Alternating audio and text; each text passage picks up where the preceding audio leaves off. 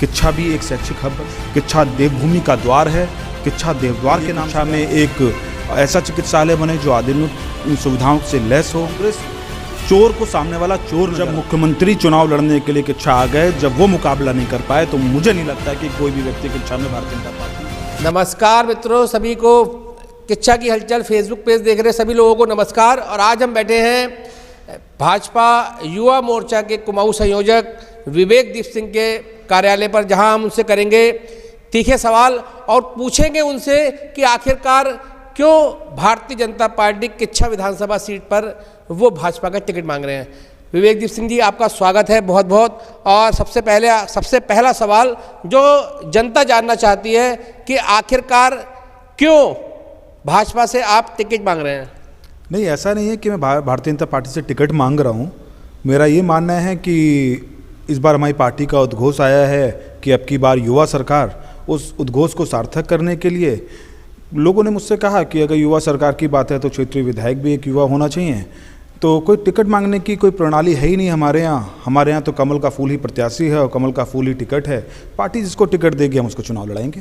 तो लगातार आप क्षेत्र में सक्रिय रहे हैं, पिछले कई वर्षों से आपने युवा मोर्चा की कमान संभाल रखी है। पहले आप अखिल भारतीय विद्यार्थी परिषद से भी जुड़े रहे, लगातार भाजपा के कई पदों पर आप रहे हैं और किच्छा विधानसभा सीट पर आपके विधायक राजेश शुक्ला यहाँ पर मौजूद हैं। आखिरकार क्यों भाजपा आपको टिकट दे, और आप जितने जोरों शोरों से यहाँ पर लगे हुए हैं, लगातार आपने अभी आपकी रैली देखी थी, मोटरसाइकिल रैली भी आपने निकाली, कार रैली भी आपने निकाली। आखिरकार इतना जोश जो है वो किसको दिखाना चाह रहे हैं आप। नहीं, मैं आपको बताना चाहता हूं कि कार रैली हो चाहे मोटरसाइकिल रैली हो, ये सब भारतीय जनता पार्टी के बैनर के तले निकली, भारतीय जनता पार्टी के नेतृत्व में निकली और भारतीय जनता पार्टी के मार्गदर्शन में निकली। मैं सिर्फ और सिर्फ उन कार्यक्रमों का संयोजन करने का मुझे अवसर प्राप्त हुआ, ये मेरा सौभाग्य है। और किसी भी रैली के माध्यम से मैं ये तो नहीं कहना चाहूँगा कि किसी रैली को निकालने से मैं यानी कि मेरी दावेदारी है, या इन सारी चीज़ों को मुझे नहीं लगता कि दर्शाती है। पार्टी की यात्राएं आती हैं, पार्टी के कार्यक्रम आते हैं और हम लोग अपना पार्टी के कार्यक्रमों को सफल बनाने के लिए हम लोग अपना प्रयास करते हैं। उसी प्रयास के निमित्त मैं भी कार्यक्रम करता हूँ और कार्यक्रम सफल हो, अच्छा संदेश जाए, यही मेरा प्रयास रहता है। एक लगातार आप टिकट मांग रहे हैं भाजपा से, क्या मुद्दा है? अगर आप मानते हैं कि जो कि 10 साल विधायक रहे हैं राजेश शुक्ला यहाँ पर, आपको क्या लगता है कि किस प्रकार से आप किच्छा विधानसभा सीट पर अगर आपको टिकट मिलती है, आप चुन के आते हैं जनता के माध्यम से, तो आपका मेन मुद्दा क्या रहेगा कि किस जगह पर आप चुनाव लड़ रहे हैं किच्छा विधानसभा सीट पर? मेन मुद्दा आपका विकास का है। आप ऐसी क्या चीज़ लाएंगे जो किच्छा वासियों के लिए एक अमर चीज़ हो सकती है? वो मैं टिकट नहीं मांग रहा हूं, लेकिन हाँ, मैं अपनी पार्टी फोरम में कुछ बातें रखूंगा किच्छा के विकास के लिए। मेरे मन में है कि कोटा और इलाहाबाद की तर्ज में किच्छा भी एक शैक्षिक हब बने, क्योंकि पूर्व में भी यहाँ पे एक अंतर्राष्ट्रीय विश्वविद्यालय था, पंतरंगा विश्वविद्यालय। उसके अलावा भी किच्छा का माहौल बहुत ही शिक्षा के लिए अनुकूल है। यहाँ से कनेक्टिविटी देहरादून हो, लखनऊ हो, चाहे दिल्ली हो, बराबर है। हवाई यात्रा करना चाहें, चाहे रेलवे के माध्यम से आना चाहें, चाहे हाईवे से आना चाहें, बहुत अच्छी कनेक्टिविटी है। तो मेरा मन था, मैंने पूर्व में भी त्रिवेंद्र जी जब मुख्यमंत्री थे उनको भी मैंने ज्ञापन दिया था कि NLU हो गया, NIFT हो गई, हॉस्पिटलिटी मैनेजमेंट की यूनिवर्सिटी हो गई, उत्तराखंड में आई है। किच्छा में खुरपिया में भूमि खाली पड़ी है, यहाँ पर लगाएं। किच्छा को एक पूरे भारत के नक्शे में एक अलग जगह बनाएं कि किच्छा एक शैक्षिक हब बने। मेरा मन है कि किच्छा शैक्षिक हब बनेगा तो यहाँ के युवाओं को, यहाँ के बुजुर्गों को, यहाँ के व्यापारियों को, सबको लाभ पहुँचेगा। और किच्छा की दशा मुझे लगता है कि बिल्कुल ही भिन्न होगी अगर किच्छा शैक्षिक हब बनता है। और भी बहुत सारी योजनाएं हैं, बहुत सारी चीज़ें हैं। मेरा मन है कि किच्छा जो नाम है, ये महाभारत काल में एक कौरवों के साथ जो क्या कहते दुराचारी एक राजा था कीचक, उसके नाम पर है, जिसने माता द्रौपदी का अपमान किया था। मेरा मन है कि किच्छा का नाम परिवर्तन हो, किच्छा देवभूमि का द्वार है, किच्छा देवद्वार के नाम से जाना जाए। और भी बहुत सारी योजनाएं हैं कि महिलाओं के लिए किच्छा में एक ऐसा चिकित्सालय बने जो आधुनिक सुविधाओं से लैस हो।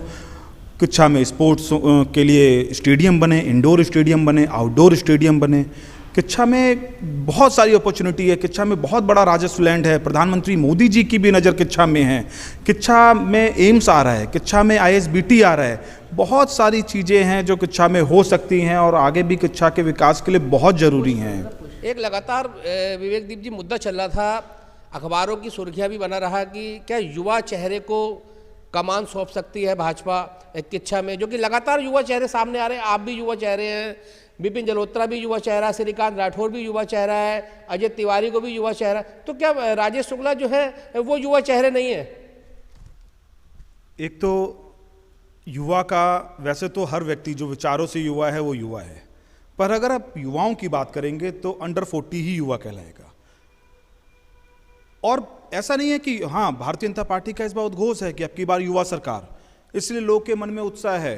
हमारे अध्यक्ष जी ने भी क्या कहते हैं, युवाओं के का नेतृत्व करने की मांग करी है केंद्रीय नेतृत्व से, और मुझे लगता है कि अगर युवाओं पे इस बार पार्टी अगर दांव खेलती है तो क्या पता किच्छा में भी अवसर मिल जाए।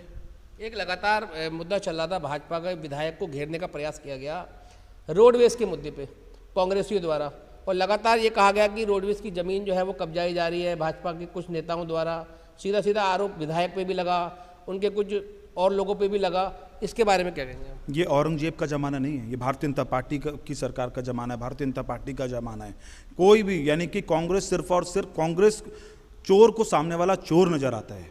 कांग्रेस को लगता है कि जिस प्रकार से उनकी सरकारों में उनके विधायक, उनके मंत्री कार्य करते थे, उन्हें लगता है कि भारतीय जनता पार्टी की सरकार में भी ऐसे ही काम होता है। मैं कहना चाहता हूं कि किच्छा के विकास के लिए आईएसबीटी मील का पत्थर साबित होगा। और मैं पूछना चाहता हूं उन लोगों से कि विकास के पैमाने क्या हैं उनकी नज़र में। मैं पूछना चाहता हूं उन लोगों से कि किच्छा के विकास में अवरोध कैसे बन रहा है आईएसबीटी।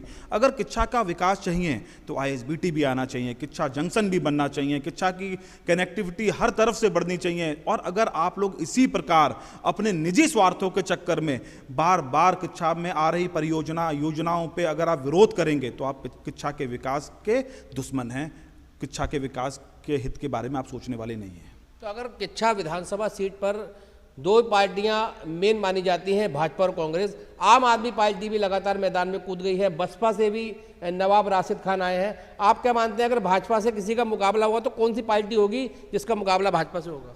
जब मुख्यमंत्री चुनाव लड़ने के लिए किच्छा आ गए, जब वो मुकाबला नहीं कर पाए, तो मुझे नहीं लगता कि कोई भी व्यक्ति किच्छा में भारतीय जनता पार्टी के सामने मुकाबला करने के उसमें होगा, मुझे नहीं लगता। तो आपने साफ तौर पर देखा कि लगातार विवेक दीप सिंह ने जो है हमारे सवालों के तीखे जवाब दिए हैं, जिनका साफ तौर पर कहना है कि मुख्यमंत्री हरीश रावत जब किच्छा विधानसभा सीट पर हार सकते हैं तो कांग्रेस का कोई भी व्यक्ति अपनी जमानत नहीं बचा सकता।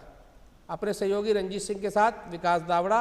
आप देखते रहिए किच्छा की हलचल फेसबुक पेज, और लाइक करते रहिए, शेयर करते रहिए। आगे भी हम आपको और राजनीतिक हस्तियों से मुलाकात कराते रहेंगे। धन्यवाद।